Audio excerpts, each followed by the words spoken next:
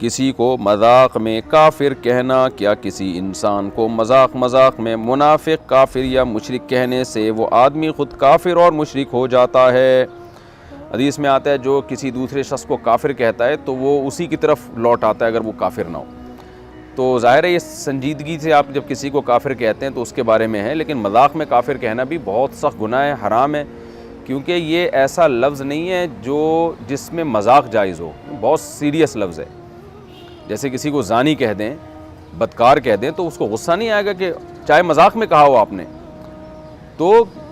یہ کبیرہ گناہ ہے۔ کافر تو نہیں ہوگا انسان، اس سے ملت سے خارج تو نہیں ہوگا، لیکن کبیرہ گناہ ہے، کفر کے قریب پہنچ جائے گا۔ اور البتہ منافق اگر کسی نے دوسرے کو کہا تو منافق چونکہ عملی نفاق بھی ہوتا ہے، اور حدیث میں آتا ہے عملی منافق کی علامتیں آپ صلی اللہ علیہ وسلم نے بتائی ہیں کہ ثلاث من کن فیہ کان منافقا خالصا او کما قال صلی اللہ علیہ وسلم، 3 صفتیں ایسی ہیں جس میں پائی جائیں گی پکا منافق ہوگا۔ ایک، اذا وعد اخلف، جب وعدہ کرتا ہے تو وعدہ خلافی کرتا ہے،